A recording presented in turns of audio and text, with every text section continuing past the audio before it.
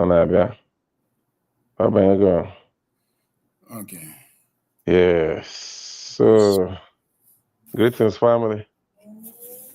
Hi, Greetings, everyone. family. Yeah. Hi, everyone.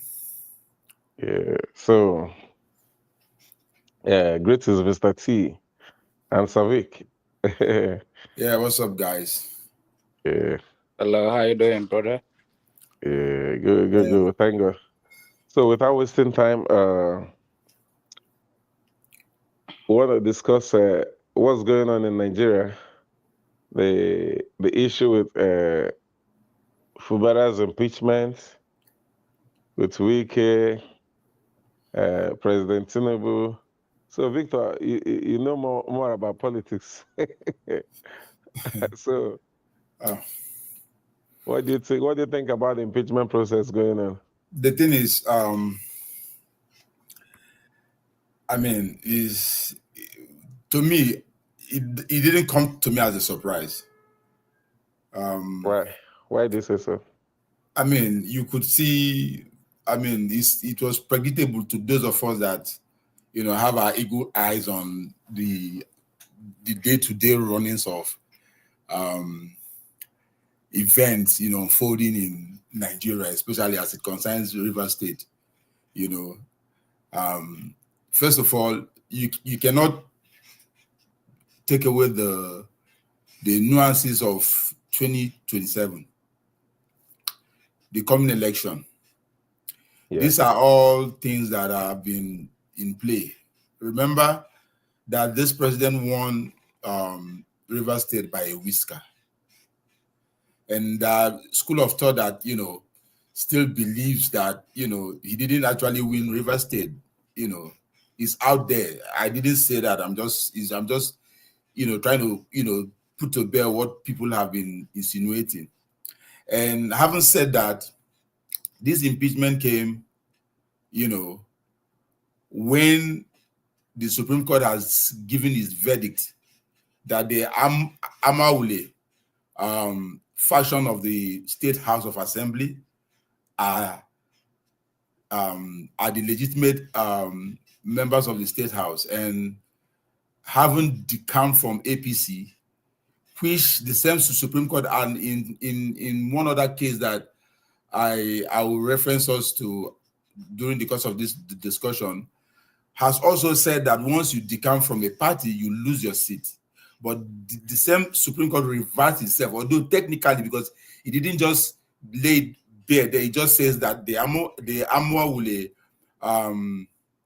faction are the legitimate faction. So the governor should go back and tender or represent the budget of 2025, and that the allocation shouldn't be given to them again.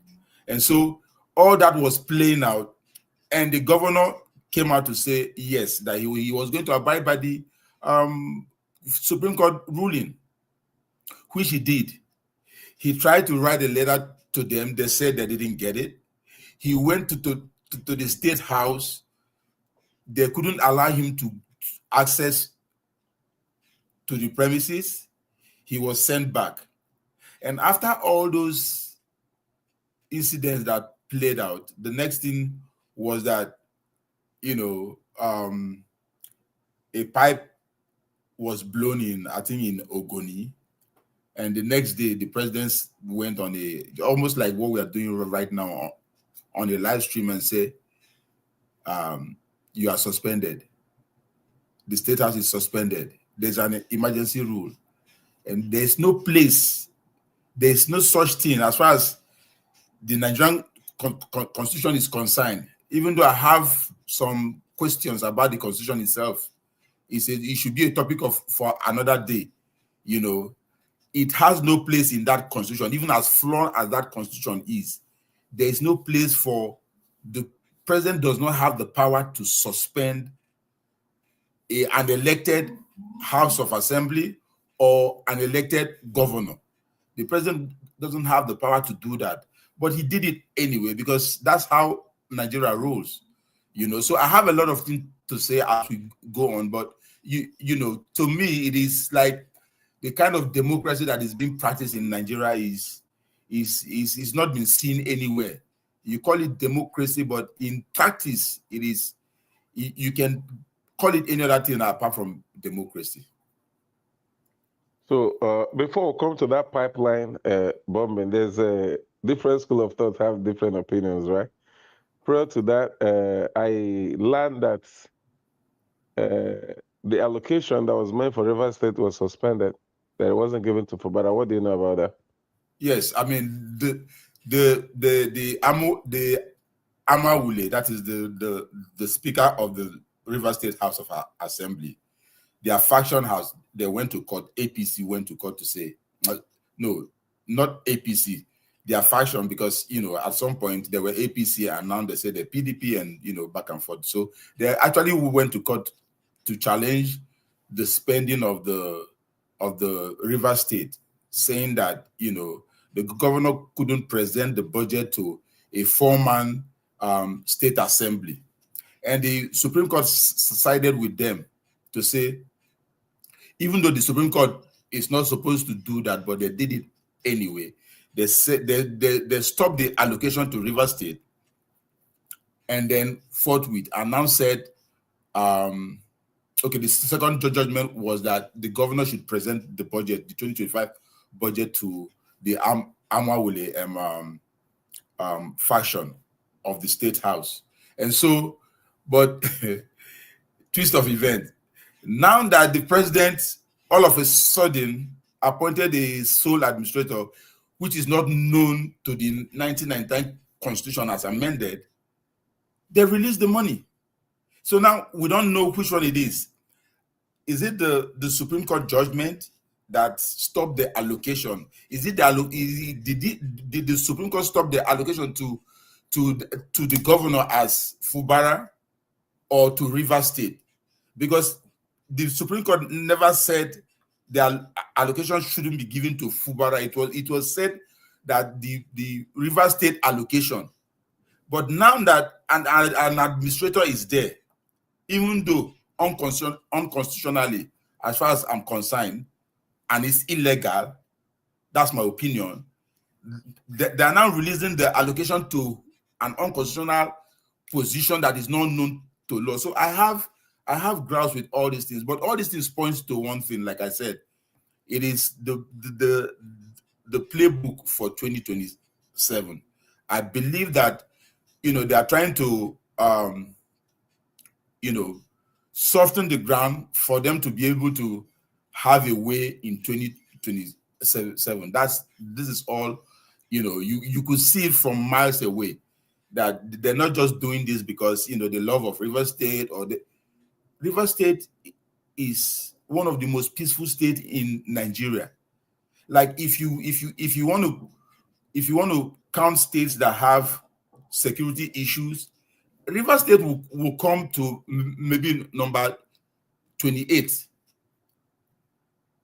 But how can you now say because there's a security breach, that's why you declared state of emergency? So, I mean, there's a lot of things to discuss about this. A lot, as we go on.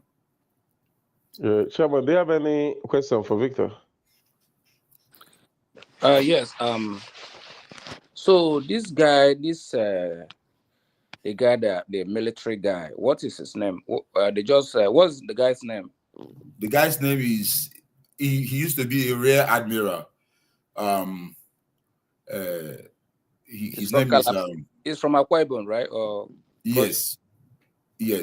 So how long he's going to stay there? Like when is Fubara? When is it? This suspension? How long is suspension? So the suspension is for 6 months. According to the president, he said that they are suspended for 6 months. So we don't know what that means. So the suspension now, after 6 months now. So this military guy will now water the floor. What will happen?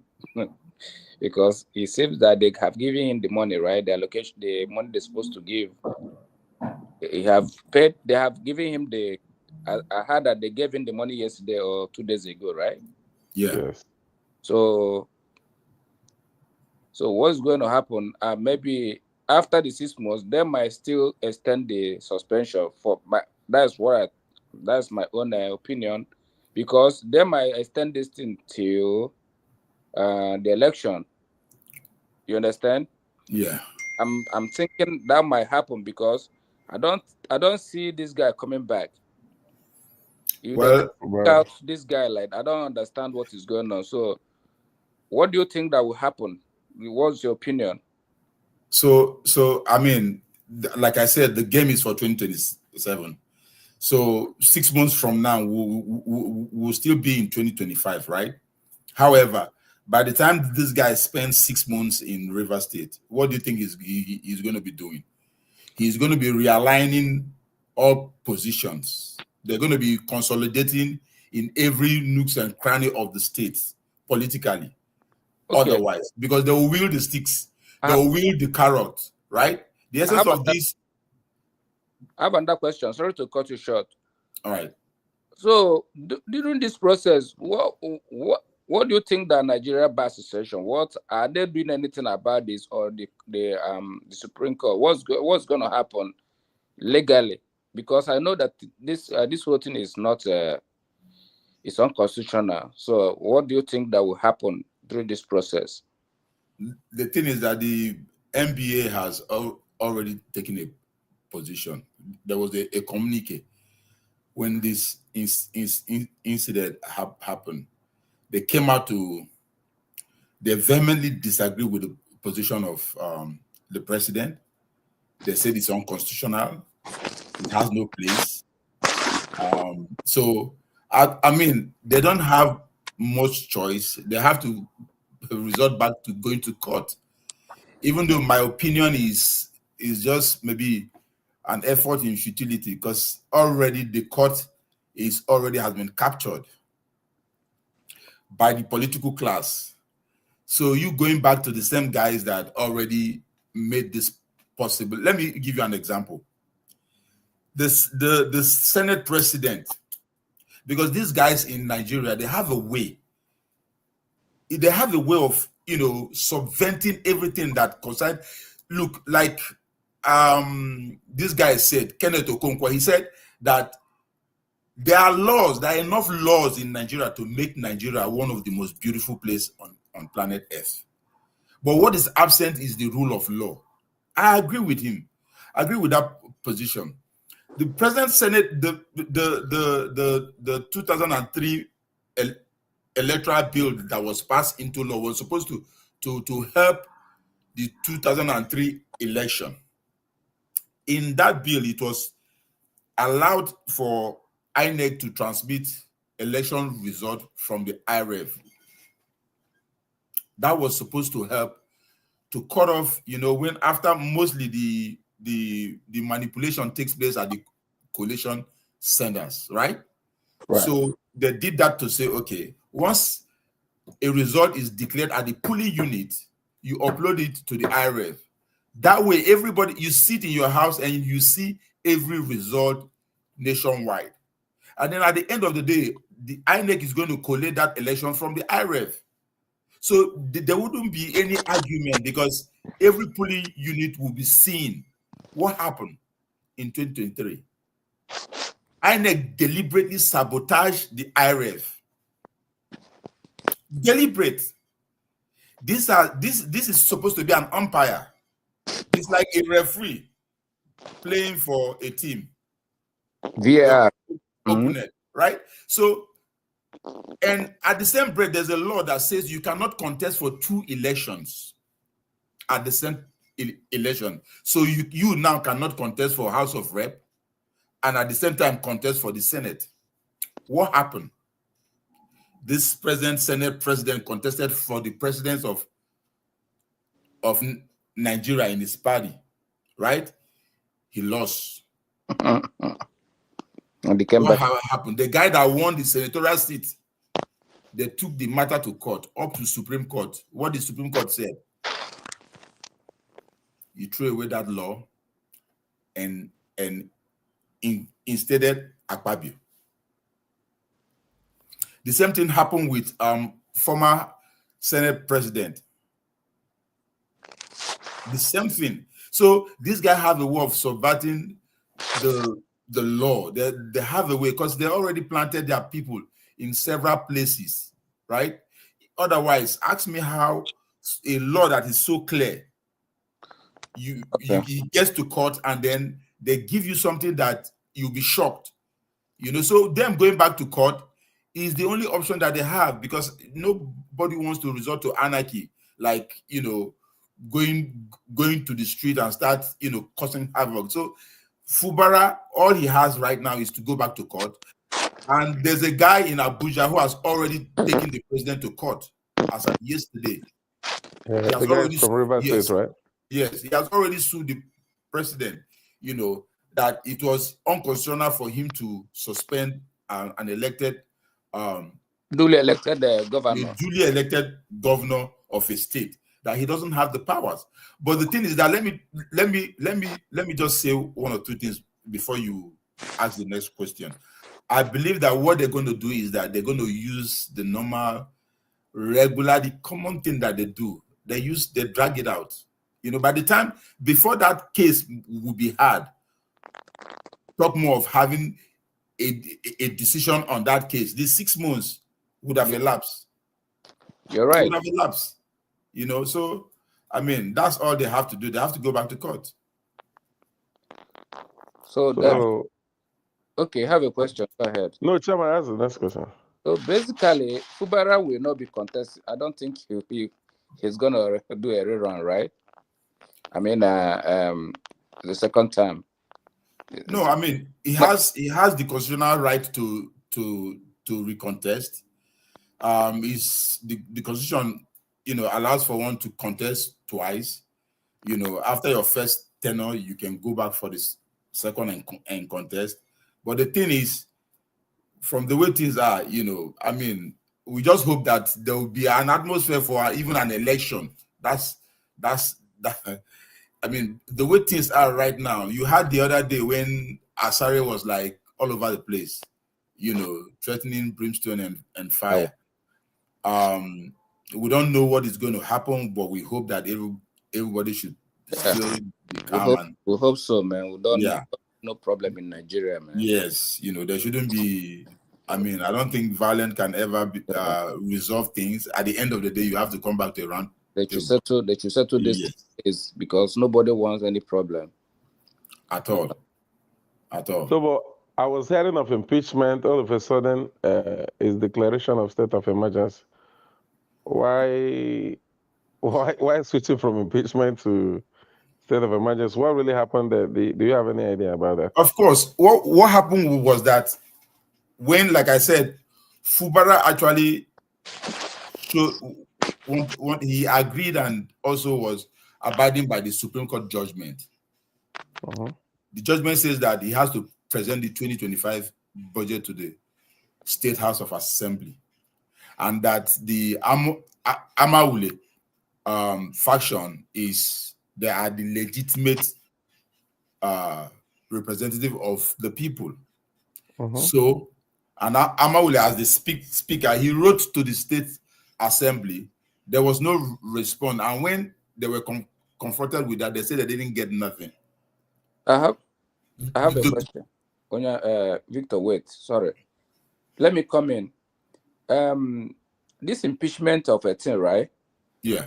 You remember there was a time they wanted to sit, the House wanted to sit for that for impeachment or stuff like that in River State, and Fubara, I think he demolished.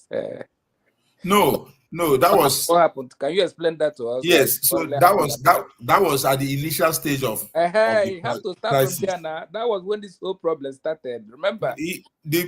No. Okay, yeah. Let's say that was when we started seeing some physical events that seems to show that there's a serious problem going on.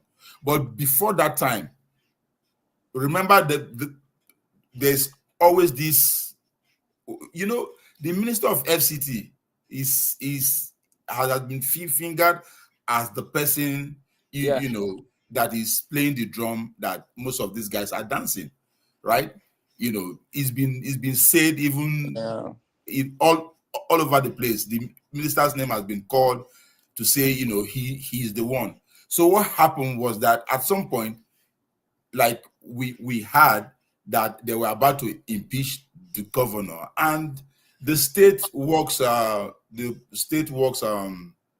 ministry said that there were some issue with the deficiency with the building structure of the state house. So for that, they had to like try to take care of it. Renovation, right?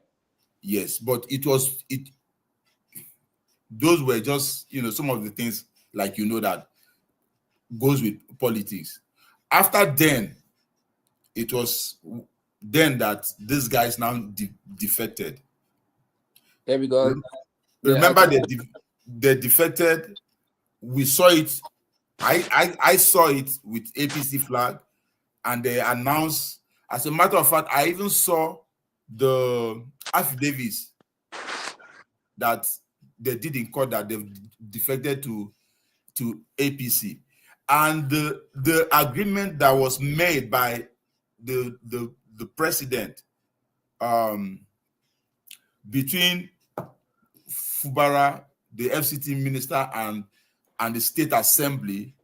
You remember that agreement that they did that first meeting? Yeah. In that agreement, this guy, this Abino guy, I'm trying to remember his name, Tele came on Arise today to say that what was in that agreement, that one of the evidence in that agreement was that the governor was going to recognize the state assembly as members of APC, but as also as the state assembly member. That it was it was written there, black and white, you know. So these things was just towards the direction of trying to get control of the state, right? So, but because there's a disagreement or some Fubara wasn't taking it or something in that nature, they now resorted to this last breath. Now was that I think it has already been concluded that, okay, they're going to do the impeachment. However, I think the reason why the impeachment was stalled because they threatened to impeach him like tomorrow, and instead of the impeachment, the suspension or the pipeline, the emergency, no, the state of emergency was declared. Now, the reason why I think, in my opinion, that the impeachment was just jettisoned was because there was palpable tension in Rivers State. The tension was that every corner, all the Ijo Youth Council, Asare, like, you know, was all over the place. They were threatening everything that if Fubara is removed, if he's impeached, then nobody thought about state of emergency. Nobody thought that, nobody saw it coming because everybody was like, it was going to be like the due process now, normal process. Yes, that they were going to impeach him. You know, so when Fubara went to present the budget, they didn't allow him access to the state assembly, a whole executive governor. I felt that was not fair. He wasn't treated fair because he went there in adherence to the Supreme Court judgment. So, but when the president was, you know, declaring the reason for his state of emergency, he said, you know, he was just calling Fubara all the way and was like, he never mentioned Wike. He was never mentioned the strong man of right? FCT. You know, he did it. You know, but for me, that is a power play for 2027. Yeah, this is just the preamble, you know. Yes, it's a power play for 2027. As it's just that, you know, sometimes I am happy that we are over here, and sometimes, you know, because Yeah, you miss home every time. You just want Nigeria to be okay. You want Nigeria to be good. But do you think, from what is going on now, do you have, like, are you optimistic that one day, from this characters and all this kind of the type of leaders that we have, you think one day there's going to be they can make a difference in Nigeria? Your sincere opinion, do you think is he came that I'm asking? A new Nigeria is possible. How? Coming soon. How? It will get to another question that I'll ask very soon. So I'll answer you then.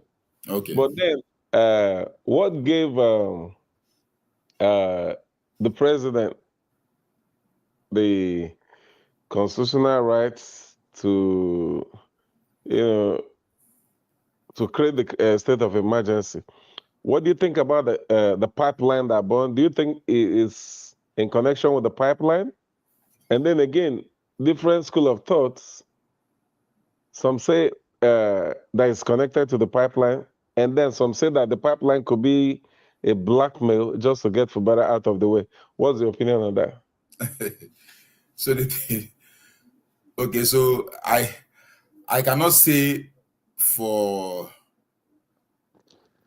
like, I couldn't say for a fact that this is what happened, right? Yeah. But I could just guess. Why is it that the reason for the declaration of state of emergency is because of insecurity? Why is it that we had only 2 pipeline incidents, and these 2 pipeline incidents are not in Ijaw territory? Yes. Right? Yes. They happened in outside the territory of the Ijaw enclave, right? And which is where the governor is from, right? Yes, the governor is from Opobo. That's the topic for another day. Opobo, yeah. As you know, they have this.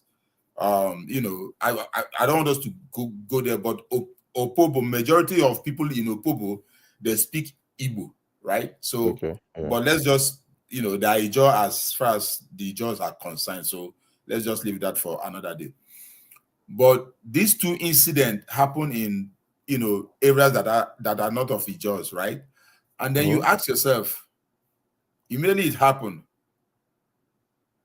it was shown all over the place. And some people accuse Fubara, like the president said, that when all these guys were threatening, Fubara did nothing. Hello? Let me come in. This is funny because let's talk about insecurity in Nigeria.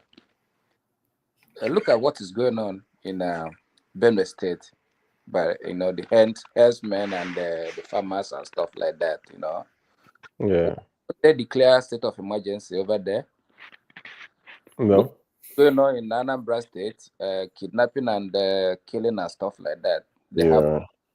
So the handwriting is there, right? So that's where you're coming from. Yeah, I mean, he's saying that because 2 pipeline was blown. I remember during Yaradua's time. Yeah. Even Obasanjo. Pipeline, pipeline blowing was like it was like at some point we became used to it. I was living in River State. Yeah, sure. We became used to it. Like they blow it like a day, they blow like 10. I mean, you just hear the blast and then you thank God that you were not caught in the fire. But no state of emergency was declared. Remember, Goodluck Jonathan declared state of emergency in 3 states back then. I think it was Yobe, Adamawa, and Borno State. He did it before the election, and that was because he needed the security so that they will have a free and fair elections.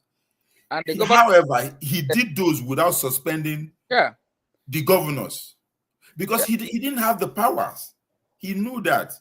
God bless Goodluck Jonathan because he's really a Democrat. If Buhari will not even do that. This thing now, Buhari I don't know. There's nobody that I'm not sure that anybody, any president, and I don't know if it's possible that we do this kind of thing. You know, it's just surprising, but it's crazy. Nigeria is anything can happen in Nigeria, my brother. It's crazy. So I mean, those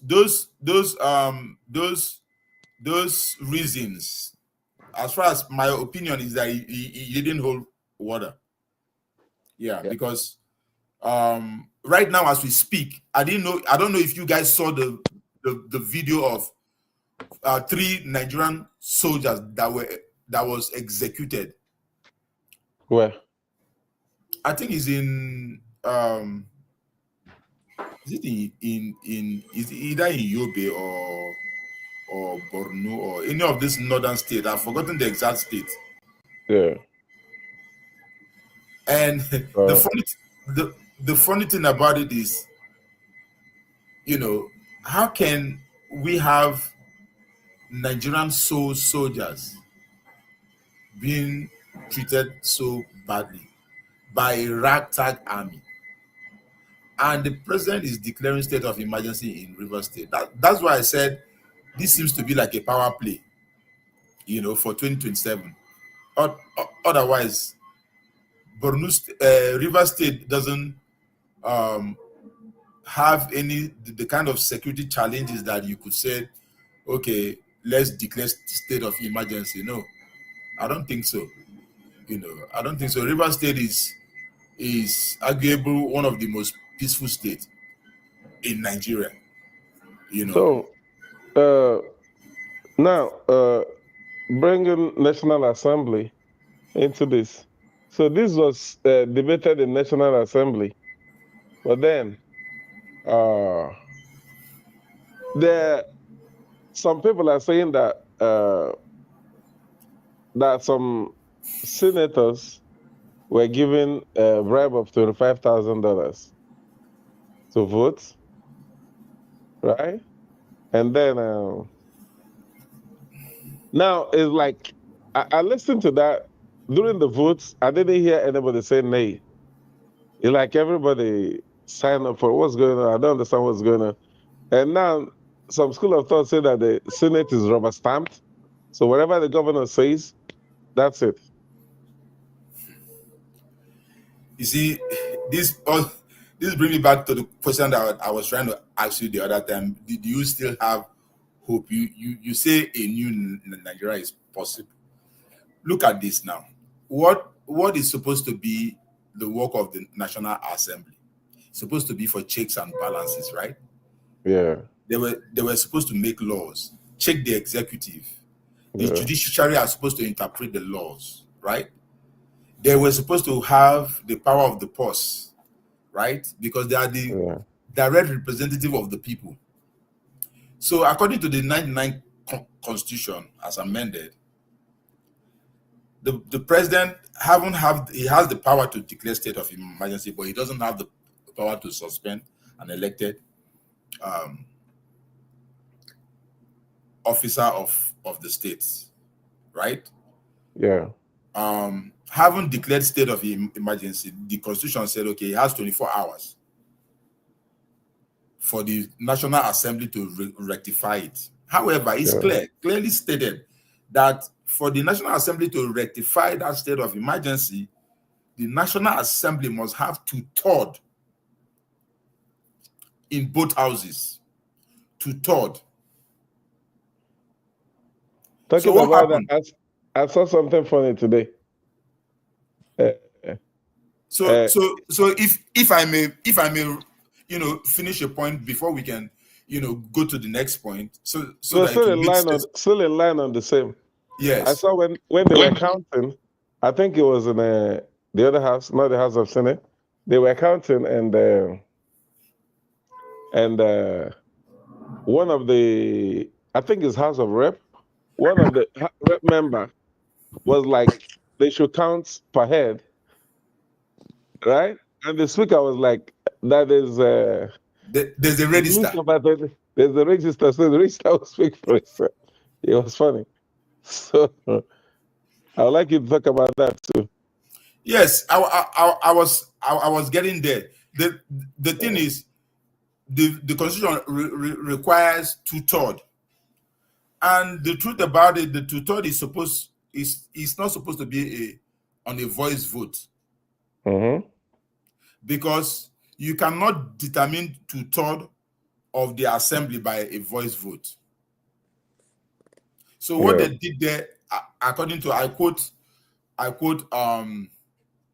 Professor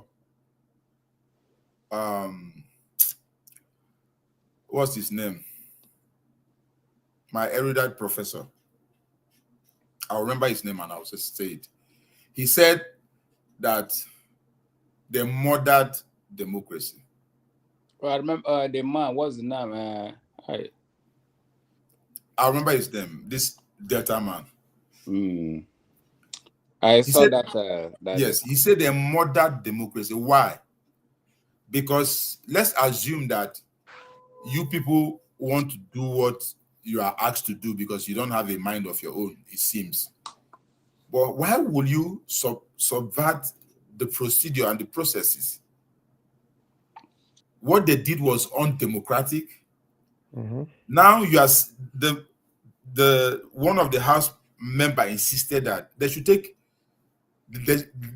do a head count, which is what the Constitution stipulates, because your 2/3 has to be your 2/3, not by voice vote.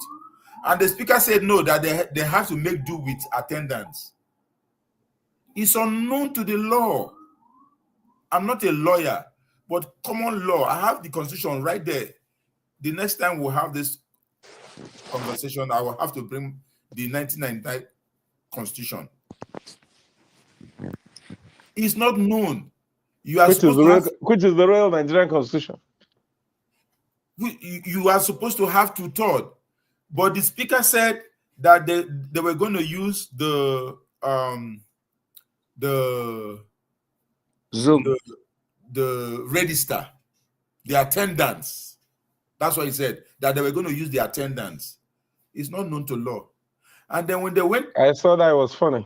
Yes, when they went, when it was in the Senate, kudos to former governor of Bayelsa State.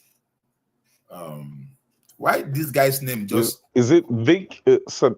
Yes, Senator Dixon. Serakin Dixon. He actually came on Arise the other day and laid bare his mind, and his position was clear. He said it was unconstitutional, and then when he went to the Senate, he also stood his ground, and the Senate president was trying to it's like they already have a predetermined position, so he was trying to work on him, trying to make him not to say what he wanted to say, and he insisted that he was going to say. So according to him, when they went into the executive session, that at some point he had to walk away because he didn't want to be there for them to read what he thinks is not supposed to be the position of the Senate. So he left. So by and large, the National Assembly can be described as a rubber stamp in all honesty, because they haven't been, after all, Akpabio said it. He said whatever the president said is final. I mean, it's not as if it's an allegation. I mean, the Senate president himself said that whatever the president brings to their table should be considered as done. So I don't know which other adjective can qualify a rubber stamp apart from that. So talking about this Senate president, he has been in the news lately. But before I get to that, did he win the election? Was he part of the election? Because I knew then he went to contest for presidency, and all of a sudden he failed, and then someone else won, and all of a sudden he came in and became the Senate president. Can you enlighten us on that? Okay, you didn't. I made mention of it when we're talking about them going back to the court. He said contested through election, right? Yes, he contested. He wanted to be the president in APC. Yes. And I've forgotten this guy's name. For some reason, these Nigerian politicians, Lawal. It's not. No, Lawal is the second guy that also took from someone else, because Lawal also contested to be president too. Yes. The guy that won the election, the primaries in his party, went on to win the election. The court now do the swapping, just like Akpabio too. They did the swapping and say, it's Akpabio. He's not the guy that won. So, yeah. I mean, it's been coming. Nigeria is just something that I don't know what to say about this whole thing, but Nigeria is, some of us, it's like we have almost given up on Nigeria. Yeah, we won't give up. We won't give up. We won't give up. We won't give up. The giant of Africa must rise again. This when I hear this thing, it triggers me. You call yourself giant. Is it giant with a clear foot? What kind of giant? No. The giant of Africa is obviously under the shackles of, is in shackles, is in bondage from these criminal politicians. I don't know. I would rather be a David than to be this kind of giant Goliath. No, this giant is in chains, but these chains, which is Goliath, Nigerians must be liberated. It's coming soon. By who? Don't worry. I have not won any trophy for how many years? I mean, I believe in Nigeria. I still believe in Nigeria. That's what will make you not to believe. Something will happen. Okay, I love your optimism. Yes, I love it. I'm hungry to get this, like to feel the way you feel right now. But the facts. No, we all know what happened during the time of Abacha, right? At the point, it was as if Abacha was untouchable. But just one night, everything changed. Nothing is impossible. Nothing changed. What changed? These people. What changed? What changed? Nothing changed. No. I thought that these guys will repent.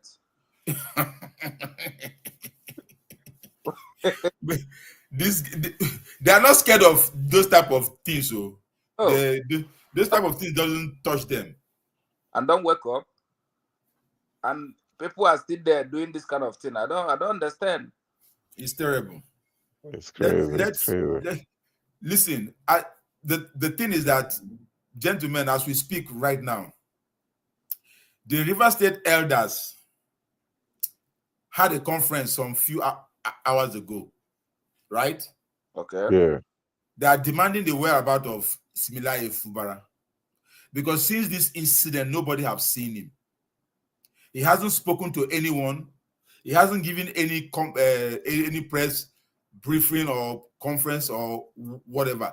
The elders are saying that they're looking for Fubara, because yesterday, when there's this elder that was being interviewed on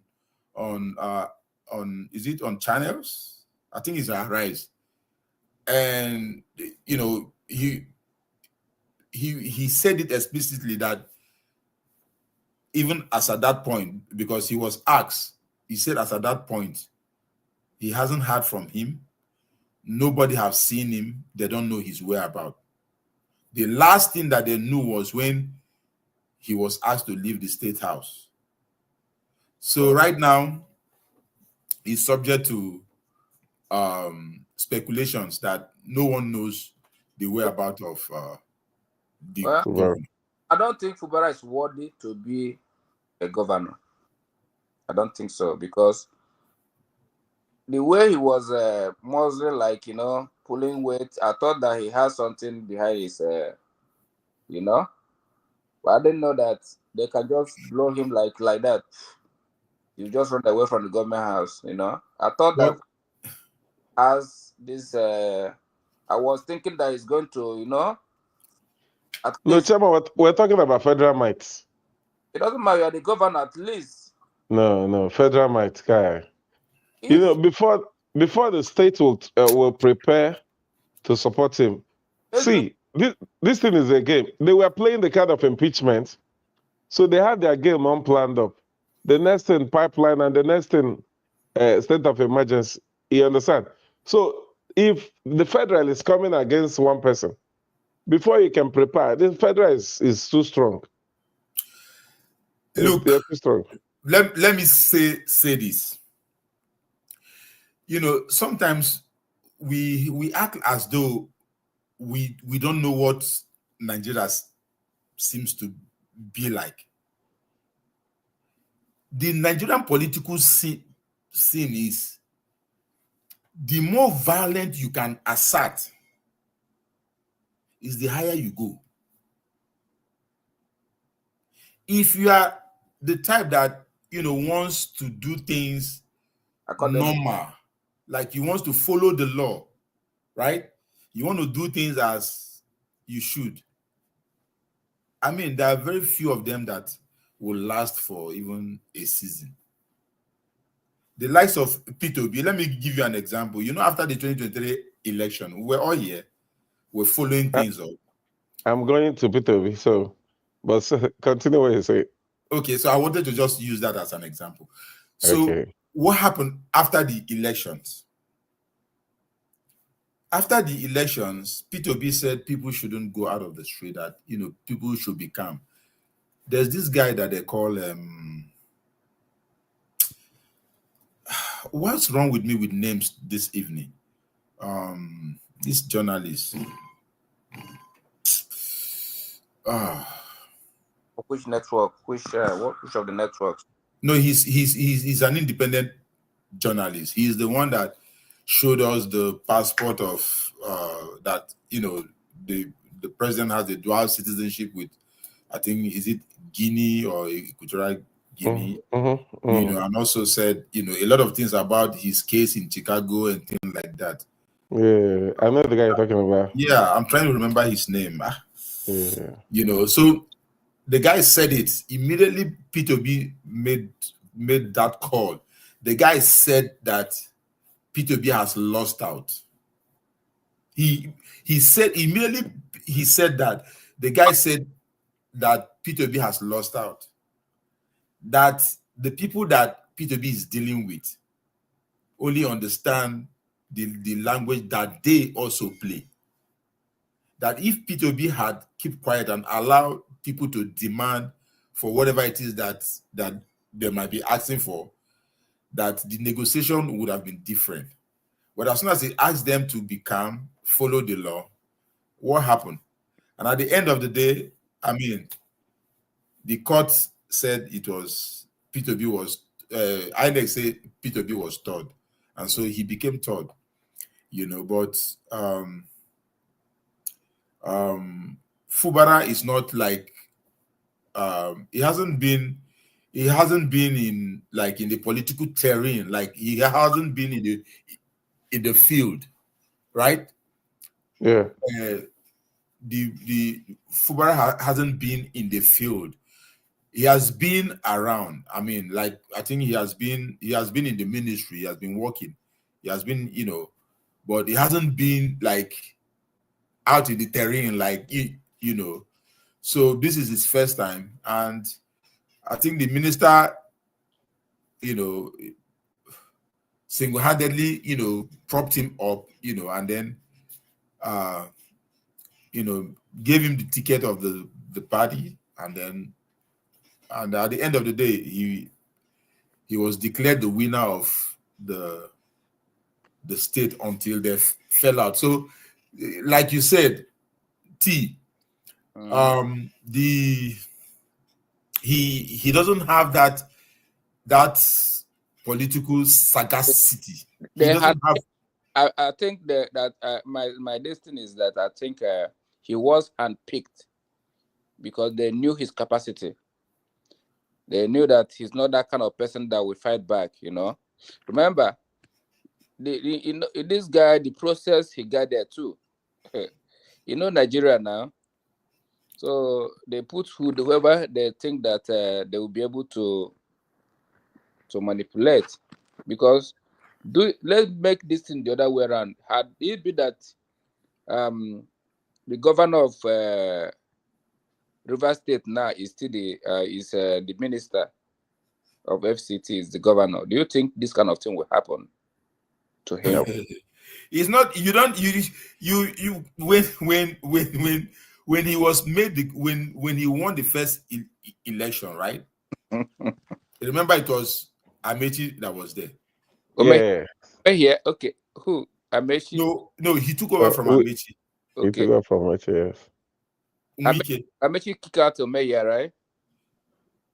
I mean, won the election. Remember, Celestine Omeya, and Amechi kicked him out. So that incident was that the Supreme Court wanted to tell Obasanjo that, if you say we are in a democracy, then let us be in a democracy. It was like a test run. They wanted to tell Obasanjo that, we are no more in the military rule. It was deliberate, because Amechi didn't contest the election. He only contested the primaries. And he did not, right? And Umeha won the primaries, but Amechi was contesting that he was the one that won the primaries. Yeah. Amechi never went for the general election itself. I was in Port Harcourt then. Now that was good. So, but the Supreme Court now said it is because you as an individual cannot contest election in Nigeria without a party, right? So, and because Umeha did not win the primaries, it was Amechi that won the primaries. So the vote was not for Umeha, the vote was for the party. And so because Amechi won the primaries, for that, Amechi is the governor. That was how he came. Amechi was, I think he was in Ghana again. Politics, Victor. They're very good, and you remember this whole thing. Of course, now you were there now. So at the end of the day, this is how it played out. Amechi now became the governor. Made Wike became a new normal. So the whole process is fraudulent to start with. Listen, the system. Look, if we go there, we are not going to end this program this evening. The truth is that, like, I used to hate politics a lot, but as I'm growing, I understand that politics is very important. Good people run away from politics. I'm not saying that all politicians are bad, but majority of our politicians are bad, right? So because good people run away from politics, a lot of bad people are there. So, and you don't expect light to come from darkness. So the problems we see in Nigeria is as a result of our own failure to be part of decision making. Nigerians in general is still part of the problem, because many of us, we don't hold them accountable. We have been so busy, and Buhari called our youth lazy. Go back to Obasanjo. How old was Obasanjo when he became the president? I am guilty of it, just like so many of us Nigerians are guilty. We have been busy chasing our own goals, but yes, Nigerians are independent-minded. We believe in working for ourselves. We don't depend on the government. But to be honest, we've gotten to that point where we know that we have to hold them accountable, that they are not doing what they should do. But then, an average Nigerian don't want to die. An average Nigerian is focused. An average Nigerian is hardworking. So okay. If you round up, I just want to say what you want to say. Let me just add flesh to some bones here. The thing is this. Let's say I'm of the school of thought that the Nigeria's problem is foundational. It's from the foundation, right? Yes. But let's just pretend for 1 second that Nigeria never existed until 1999. Let's just pretend. Now, what happened in 1999 was that the likes of Falana the likes of even this president was part of those class back then, right? Yinko Odumaki, the likes of Dele Momodu, and a lot of them, just to mention a few. What happened was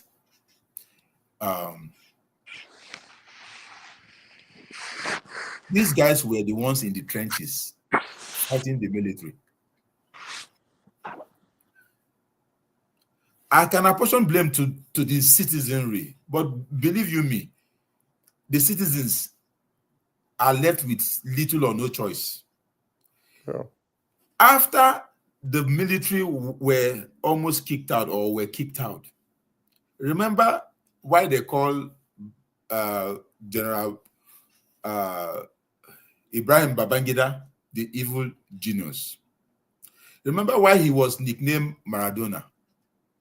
Was because he will promise that the military were leaving. They will form an election. Sorry, they will form parties. There will be an election. After the election, you have governors in the states, in the whole states, and no president. That was how he became military president. Because there were governors in all states, but there were no civilian president. Civilian president. He became the military president, right? Now, when they fought these guys stand still, after a while, those election was dissolved. Military administrator was also instituted again in the states again, until Abacha came. After the June 12th, Shenikon came, Abacha came. We started afresh again until finally, when after Abacha died, Abu Salam came.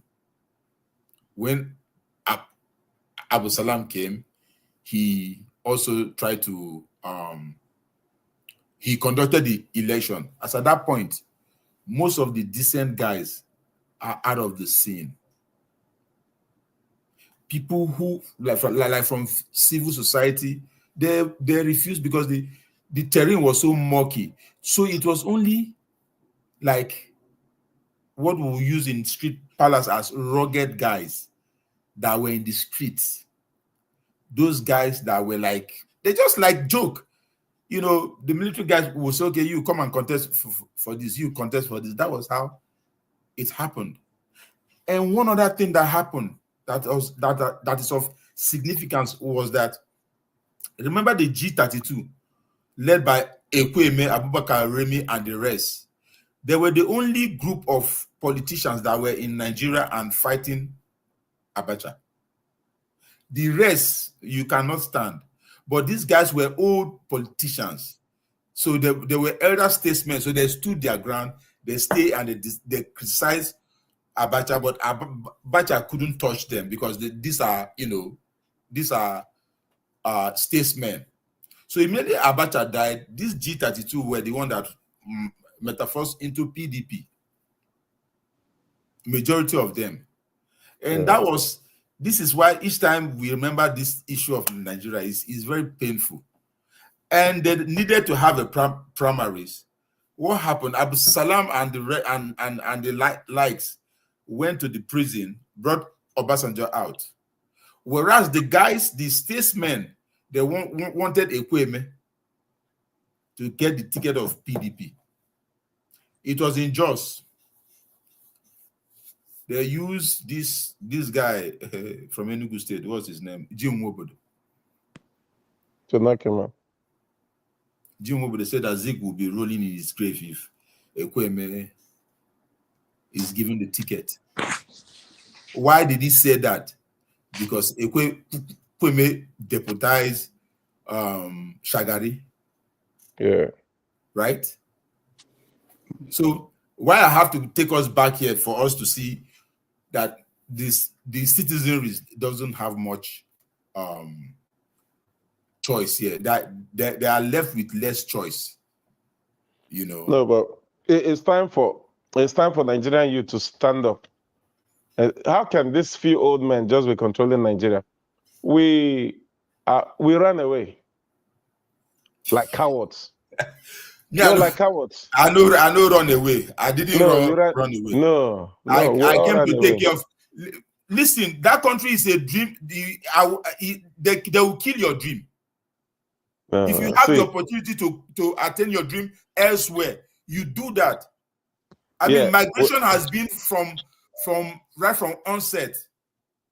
The children of Israel migrated, so it's not cowardice for us to move to the United States. No, I don't consider it cowardice, right? I've not been in the political terrain. I've never contested for anything. How can you say it's cowardice for me to come and take care of my family? The opportunity that the country didn't give to me, you are blaming me for looking for it elsewhere. Look, let me tell you, Google right now, Nigerians that are playing just in sports, Nigerians that are playing for other countries, just in sports, football alone. Just Google it. Nigerians. Can I ask you a question? Yes, ask me. If they ask all Nigerians abroad to go back home, yes, Nigerians are not welcome anywhere in the world. All Nigerians should go back home. Do you think that Nigeria will remain the same way in 1 year? Will I, all of us in diaspora, allow Nigeria to remain the way it is? Do you think that Nigeria will not change in 1 year? It's a simple question. I don't think so. I have a question for you. How many millions of Nigerians do you think that are in all over the world? Like how many millions do you think we are? I don't know. I believe that we should be more than 300 million that is outside Nigeria. It's laughable. In America, Nigerians is not even up to 1 million. Okay. It's recorded. I'm telling you. As of last 2 years, we are like 500,000. Maybe we are in America 1,000 now to 900,000. So only in America. I'm talking about like Nigerians back home is estimated for over 200 million, right? He said the ones in abroad is about 300 million. The ones abroad, no, sorry. No, the ones abroad should at least, let's say, about 100 million add to about 200 million back home. Oh, abroad might be like 20 million if we be up to that. Because America has most people outside Nigeria. America has most. But America, we are not even up to 1 million. I know. But my point is not about population, right? My point is, if Nigerians outside go back home, do you think we will accept the situation back home? Do you think we're not going to do things to change it? Last time, most 50% Nigerians abroad goes back home during the Christmas time. We'll just be shouting, "No, now wow, this country, now wow." It will be worse because nobody want to fight, nobody want to die. Trust me. Okay. Let me ask the final topic for tonight. Then we'll call it a night. There's the news I saw today that P.O.B., Atiku, El-Rufai, and others are forming an alliance to contest against the ruling party in 2027. So, Sir Victor, what's your take on that? Victor is laughing now. Because Victor already know the result. The thing is, you guys are hopeful that there's going to be some opposition that will be able to unseat the Jagaban. Like, you guys are really, really serious that you're going to unseat him. The guy is a master in this game. I told you guys what is going on in Rivers State. My opinion is a power play for 2027. And in any case, okay, so Peter Obi, Atiku Abubakar, who else joined them? Peter Obi, El-Rufai. I think I was hearing that this guy, the Bauchi State Governor, what's his name? Is also amongst them, right? What do you think Is it going to be P2B that will get the ticket, or is Atiku that will get the ticket? That's another. Because this thing that you see them doing now is for the cameras. Be the master. Where the devil is in the details. Is Atiku ready now to say, okay, I'm done. Let me support you, P2B? Or do you think P2B now, haven't been Atiku's deputy, haven't even forget about the fact that INEC allocated certain number of votes to Atiku in the 2023 election, but every one of us know that P2B won. He won Lagos State. He won FCT, right? Yeah. And there are also words out there in the street that Rivers State was also part of what he won, but I mean, they did all what they did to change that. So now, having won those two states factually, are you saying that P2B is going to now come and say, okay, I'm deputizing Atiku again? So you just keep your fingers crossed. This is just for the cameras. It's just like giving people hope. P2B, I don't understand why P2B. I think Atiku confirmed that today. He confirmed that. I think so. What did he say? I saw that news, but I didn't really say well because I was driving. No, they asked him. They asked him if there's a measure going on. He said there's a meeting about measure going on. You understand? So that they are on it. So I think Atiku.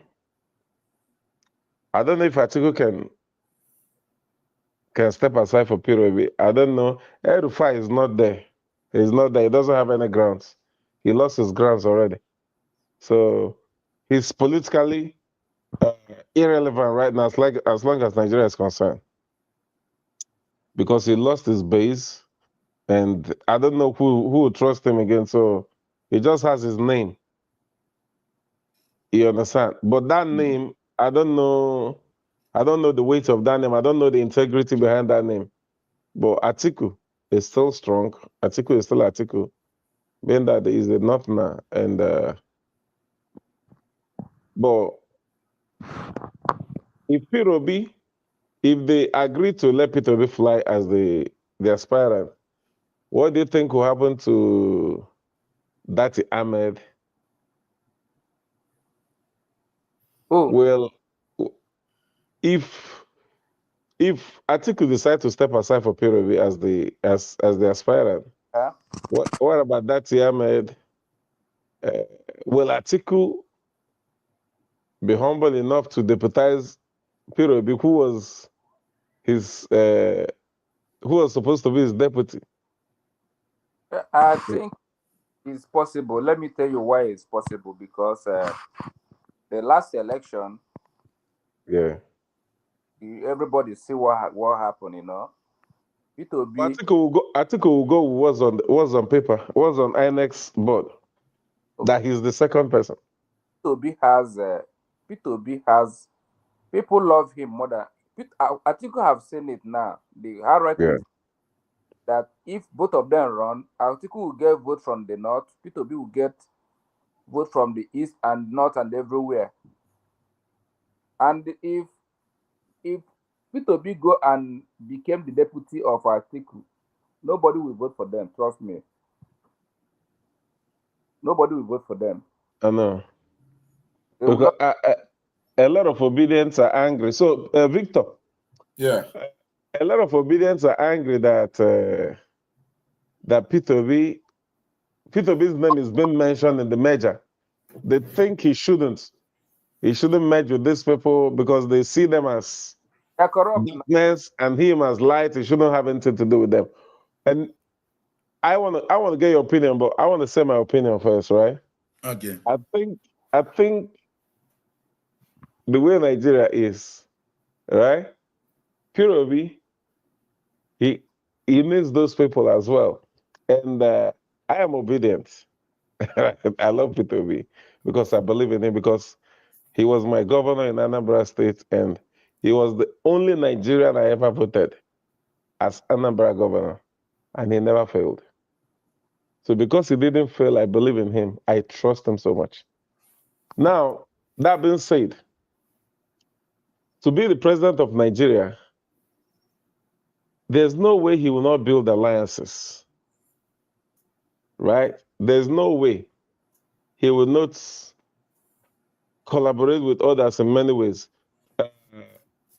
I call him the legend, Barrister Dele Farotimi. I love him so much. Man. I love that guy. I love him so much. And I know that he's a true Nigerian. He has genuine interest for Nigeria. Yeah. And his integrity is impeccable, right? But, but he's not a politician. Now, Peter Obi is a politician, and Peter Obi is learning the game, that for you to get there, you must have some friends that will work with you. They may not have good integrity, but they have what it takes to get you there. So, but Sadelo Farotimi is not a politician, right?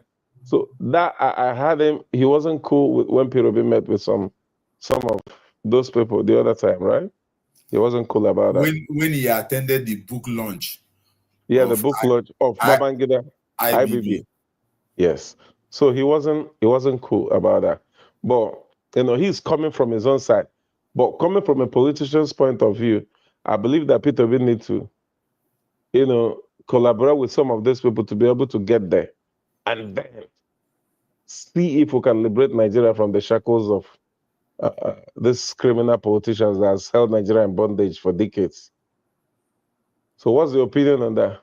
The thing is that you've said it all. Listen, alliance in Nigeria political terrain is not like is for the common good of the populace. Do you think that Obi will not fight for the common good of the populace? The thing about it is, even if let's just wander into this wonderland. Let's just go to Disney and say, okay, Obi was become the president. You think there's much that he can do? Because of Senate and reps? I'm just asking, you think there's much that he can do? Listen. He did it in Anambra even when they didn't support him. A lot. If this man not do these things that he's doing, ignoring the court order and stuff like that, Peter Obi can as well ignore court orders and do his thing too. Obi, that's what I'm trying to. That's where I'm getting at. Obi is not cut out. He's not cut out of these clothes. Obi is not of this. He's not this type of politicians. The terrain, the Nigerian political terrain. You cannot be as successful in their terms without having this element of, should I say, violent or ruggedity. If Obi, like when he was in Anambra, what did he do? He followed the law. He followed the law. He was a learner. Right? No, he followed the law, being a learner or whatever. He followed the law. He's lawful, of course. Was he the only governor in Anambra State? Mbadinuju was the governor. Yes. Even Andy Oba Andy Uba was the governor, although it was short-lived. Just few, yeah. Right? Etiaba was also a governor at some point. Interim governor. Yep, yeah. Right? And Sakri Ngige. Was Ngige not a governor? Yes. Before Ngige fell apart, what happened? It was disagreement. If he had continued with their agreement, they wouldn't have had any issue. But the Godfathers in Anambra then, P2B was able to break out. P2B destroyed Godfatherism in Anambra State. And the crime rate in Anambra was high. P2B was able to solve it. Let's not use only Anambra as a case study for Nigeria. No, I'm not talking about Nigeria. We're talking about P2B now. Yes, that's what I'm saying. Bringing P2B now to the federal. When you take him up there, okay, see now, what party does P2B belong to? LP. It was LP. No, now what party does he belong to? PDP. I believe it's not about party. It can stop. You cannot contest election in Nigeria without a party. Of course, it's gonna come under a party. Okay, so I'm trying to give you the power play now. Yeah. I'm giving you the power play. Now he wants to contest for president in what party? PDP now. PDP. PDP. Are you hearing? The same PDP that cannot handle Wike. The same PDP that cannot hold convention. This PDP. So when you see, when I say you having too much hope, no, because this is how I manage my hope. You know, P2B would have been a good candidate under normal circumstance if Nigeria was like everything goes as it should be. You know, but in this case, that's not what it is. Do you think that if P2B had contested under PDP in this previous election, do you think that what happened could have happened? People wouldn't have the interest that they had on him. In PDP? Yes, people will not have the interest that they had in OB. The reason why he garnered that much momentum was because the Nigerian youth especially has lost hope in these two parties. So they were now looking for a messiah in P2B. No, Nigerians need to be educated on the reason why P2B has to join them. Listen, I believe that if P2B was a PDP, there's no way he would have lost that last election. But how will he be in PDP when the likes of Wike? Remember, Wike was playing this game. Wike was playing this game with the intention of taking the ticket. Yes. Remember, the PDP rule book is that once the chairman comes from the south, the candidate of the party has to come from the north. Yes. And because Buhari haven't ruled for 8 years, right? Yes. There's this gentleman agreement that the South rules and the North rules, unwritten agreement, right? Now, it was time for the South. So what did Wike do? Wike deliberately engineered, so it was said, it was rumored, and you know, that Wike was one that engineered Secondus to be removed. Yeah. After Secondus was removed, Wike also and his friends, the G5, were the one that went and brought what was his name? This guy from Benue. Nigerian politician's name this evening is they just lost the former governor. Is it Yocha Ayu? Is Yocha Ayu? Yeah, Ayu now. Yeah. Is Yocha Ayu, yeah. So it is the same Wike group that went and brought Yocha Ayu from Benue State. You know, they say Benue is not, right? To be PDP chairman. So that to pave way for a southern candidate. Now, they said, okay, you guys should go and constitute they constituted this panel or this committee that was headed by this Ugwani to decide what they're going to do in terms of the candidate. And even then, Atiku's position was that, okay, it is the turn of the South. But if we have to say it's the turn of the South, let us zone it to the Southeast. Atiku said, if they zone the candidate to the southeast, he's not going to contest. But if they throw it open, he will contest. And why did he say that? He said that because, you know, we don't know, but they, in that their game, they knew. Atiku knew that Wike was eyeing the ticket too. So he said, if you throw it open, I'll contest. Yes, it is our law that it is the South. But if you throw it open, it opens the door for me to contest too. But if you say, let us zone it to the South, then it is the turn, it should be the turn of the Southeast. Do you think that any political party in Nigeria will trust Wike as a presidential candidate? No. Talking about trust, oh my goodness. No. They grab it by force. Let me tell you what is, let me say this. What the president is doing is just to consolidate and get 2027. Once 2027 is gotten, Yeah. Trust me. I mean, everybody can see, because there's this guy that was enumerating the people that he has fought with. Mm-hmm.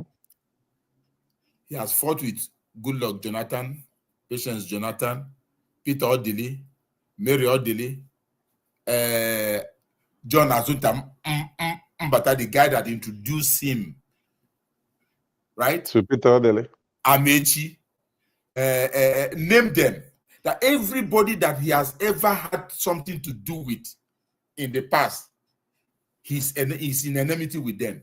He has burnt all his bridges. So you that is dealing with him, you should know that you will not be different. So you think PDP cannot trust him. APC cannot trust him. So Baba knows now. Jagaban is very smart. He knows what's up. He knows he's good in this.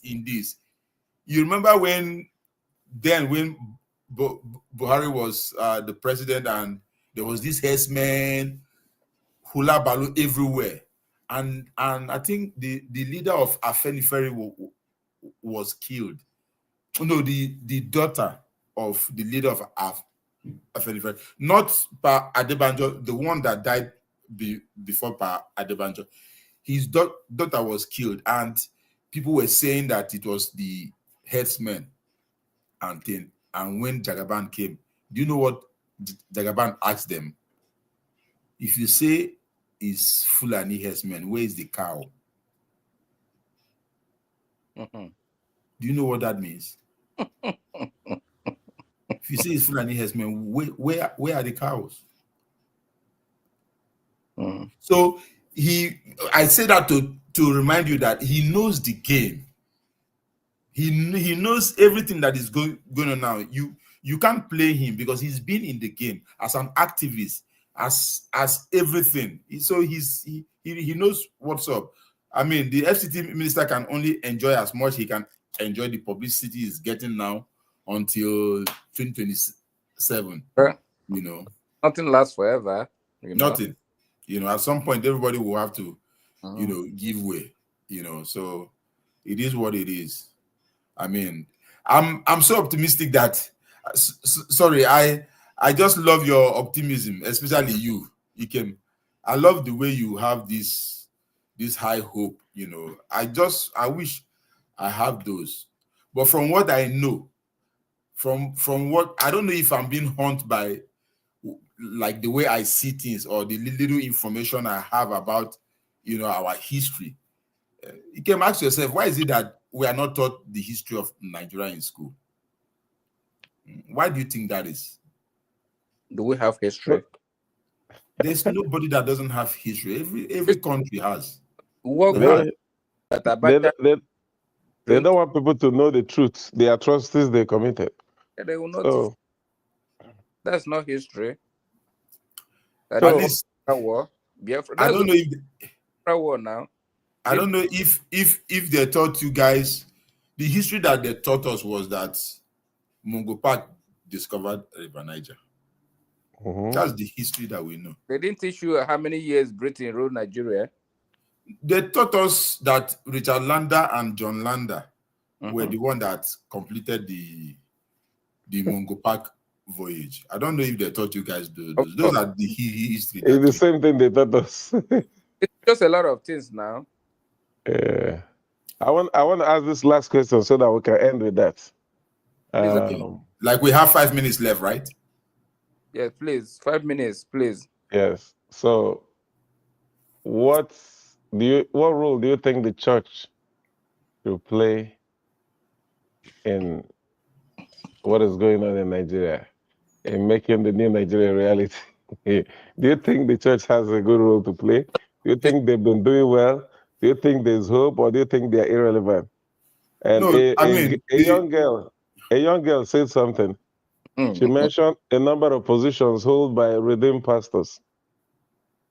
So, I mean, the church should have a role, but unfortunately, the church has failed us. The church has failed us. Yeah. Yes. The church has failed spiritually and otherwise. Yeah, the churches are part of the church is part of the challenges that the citizenry face. Yeah. Because most of them refuse to say the truth.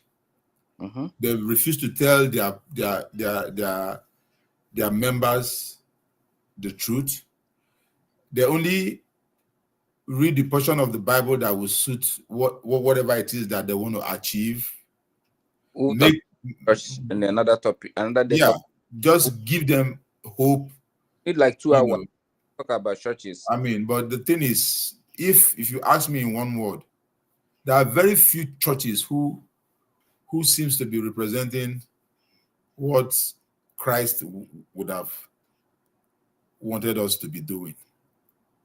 Each and every one of them that I'm not against people being wealthy. I'm not against whatever it is that you can get. But you cannot be physically wealthy at the expense of the life of your members. I mean, it pains me a lot when I see men of God brag by the wealth that they've accumulated, how many private jets they have. You know, I had a man of God, a popular man of God the other day, that people were angry that he has one private jet, that they shouldn't worry, you know, that he's going to have different private jets. So do you think that the church has been responsible? Bible says that the government of the people shall be upon the shoulders of the church. Those days, the early missionaries, when they brought the church, and at the same time they brought hospitals for the people. They brought schools for the people. So they were helping the people in education, and they were helping them medically, right? I don't want us to go into those early missionaries. There's a lot of things there that it doesn't sit well with me spiritually and otherwise. The only thing I want to say is that Jesus Christ walked this earth. He never had a horse. He never had it. He had to borrow a donkey. Yet he was 100% God, 100% man. He had the ability to call the things that be not as though they were. He didn't do that. He fed the poor. Christ-like Christians, that's what we're supposed to be. We're supposed to emulate his footsteps. It is far from what is going on. Forget about the kabashing and the nice words that is being used and the portion of the Bible that can be used to express and say what it is that they want you to believe. The truth is in the result. Say faith without works is dead.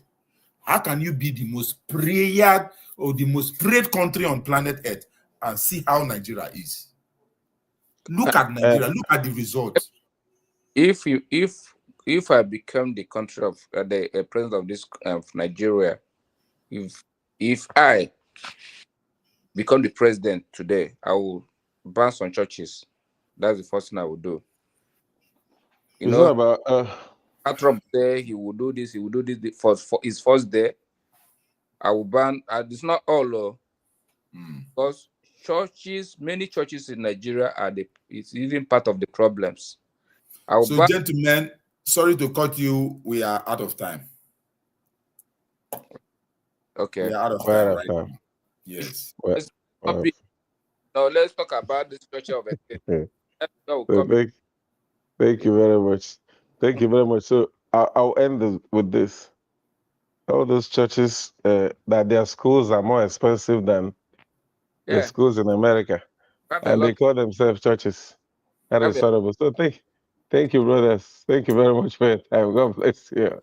Thank you so much. It's nice. Let's do this some other time again. I mean, we should be doing this from time to time, man. I mean, what do you think, T? We should be doing this. On a regular. Talk about that offline, no problem. All right. Okay, thank you, guys. All right, bye-bye. Thank you. Thank you for watching. Comment, like, share. God bless you. Thank you very much.